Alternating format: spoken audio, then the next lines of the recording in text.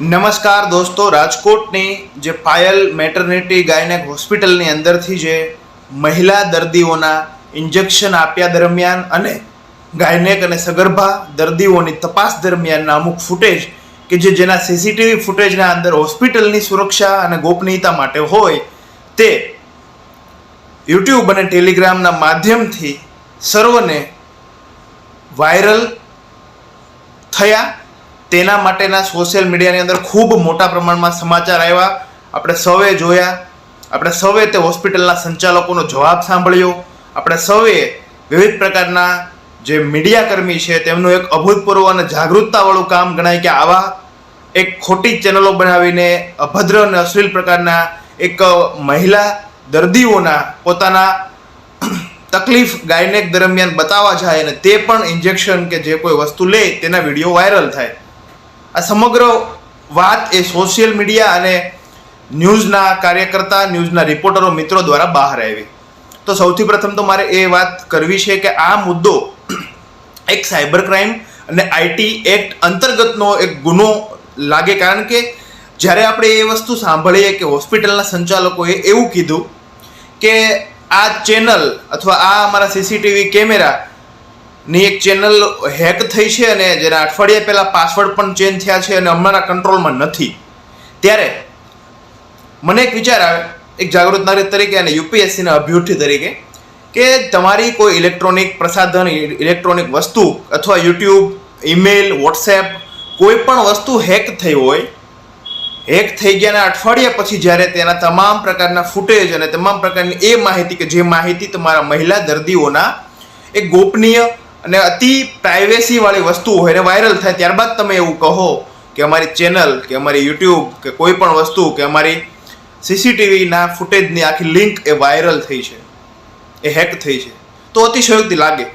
એક ઉદાહરણ આપી સમજાવું. જ્યારે કોઈ આર્મ્સ એક્ટ અંતર્ગત તમે તમારી ગનનું રજિસ્ટ્રેશન કરાવો, બંદૂક, અને એ બંદૂક ઘરેથી કોઈ ચોરી જાય અને એ ચોરી કરેલી બંદૂકથી કોઈની હત્યા થાય, તો સૌથી પ્રથમ પહેલાં ગુનો આર્મ્સ એક્ટ અંતર્ગત તો બને, ત્યારબાદ તેના માલિકની ધરપકડ થાય કે તમારી બંદૂક હતી, તમને ખબર કેમ નથી. ત્યારે માલિક એવું કહે કે આ બંદૂક મારી ચોરાઈ ગઈ છે, મને ખબર નથી, તો આ વસ્તુ બંધ ના બેસે, એના ઉપર કાયદેસરની કાર્યવાહી થાય.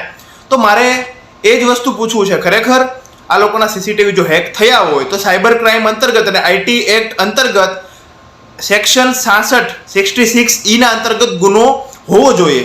જો ગુનો નથી, તે લોકોએ ગુનો લખાવેલો નથી કે અમારી સીસીટીવી કેમેરા હેક થયા છે, તો આમાં કઈ રીતે તમે માની શકો કે ખરેખર હોસ્પિટલના સંચાલકો જે કહે છે એ સાચું છે? અને બીજી વાત, તેમનું હાસ્યાસ્પદ નિવેદન આવે કે અમે અમારી સિક્યુરિટી અને ગોપનીયતા માટે રાખ્યું છે. તો સુપ્રીમ કોર્ટનું ગાઈડલાઇન, સુપ્રીમ કોર્ટનું એક જજમેન્ટ એવું કહે છે કે ગાયનેક હોસ્પિટલ, પ્રસૂતા વિભાગ, ગાયનેક અને ઓબ્સ્ટેટ્રિક ડિપાર્ટમેન્ટની અંદર કે જે ડિપાર્ટમેન્ટની અંદર મહિલાઓની શીલ, મહિલાઓની ચરિત્રતા, મહિલાઓની જે ઇજ્જત સમાન એક પ્રાઇવેટ પાર્ટ્સની તપાસ થતી હોય, તે તપાસની તમારે જો સીસીટીવી ફૂટેજ રાખવો હોય એ હોસ્પિટલના સંચાલકો અને વ્યવસ્થાના ભાગરૂપે, તો તે સીસીટીવી અતિ ગોપનીય અને વેરી ઇમ્પોર્ટન્ટ પ્રાઇવેસી ઝોનમાં રાખી શકો તો જ સીસીટીવી કેમેરા રાખી શકો, અધરવાઇઝ નહીં.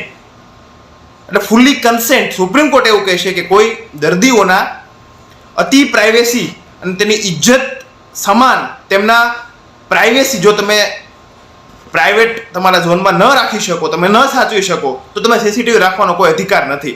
એટલે સૌથી પ્રથમ તો સિક્યુરિટીના બાના, હેક થયાના દાવા, આ તમામ વસ્તુ એની જગ્યાએ છે. પરંતુ દુઃખ એ થાય કે ભારત દેશની અંદર આઝાદીના 75, 77, 78 વર્ષ જાય, 80 વર્ષ થવા આવ્યા, 100 વર્ષ હમણાં થઈ જશે, ત્યારબાદ પણ આપણે સાયબર ક્રાઇમ, સાયબર ફ્રોડ, ઈ ઠગાઈ, હની ટ્રેપ, વિવિધ પ્રકારના મુદ્દાથી બાજ નથી આવ્યા દોસ્તો. તો મને એવું લાગે છે ક્યાંક ને ક્યાંક અંશે સાયબર ક્રાઇમને લગતા જે કાયદા છે એ સઘનતા હોવાને બદલે થોડાક નરમ આરોપીને બનાવે છે. તો જ આવી જરૂરત, તો જ આવી હિંમત કરે કોઈ મહિલા દર્દીઓ જ્યારે પોતાની પ્રસવ પીડા અને રિગાર્ડિંગ કોઈ તકલીફ હોય તો ગાયનેક ડૉક્ટર પાસે જાય તો તેમાં કોઈ પ્રકારની શરમ ના હોય, તો ડૉક્ટરને ખુલીને વાત કરતા હોય. અને એના સમય દરમિયાન પણ જો કોઈ પ્રાઇવેટ પાર્ટના ભાગમાં ઇન્જેક્શન આપે, એની તપાસ થાય, આ બધી વસ્તુ સીસીટીવીમાં ફૂટેજમાં આવે અને એ સીસીટીવી ફૂટેજ હોસ્પિટલની વિફળતાના કારણે હેક થાય, તો ફરિયાદ ન થાય, અંતે વાયરલ થાય, તો આ તમામ મહિલા દર્દીઓનું શું? પોલીસ તંત્ર, સાયબર ક્રાઇમ અને હોસ્પિટલના સંચાલકો વચ્ચે એ તમામ મહિલા દર્દીઓનું શું કે જેમની ઇજ્જત ખુલ્લેઆમ સોશિયલ મીડિયાની અંદર, યુટ્યુબની અંદર, ટેલિગ્રામની અંદર વાયરલ થઈ છે. ખૂબ ગંભીર પ્રકારના એક સભ્ય સમાજ માટે લાલબત્તી સમાન કિસ્સો છે દોસ્તો.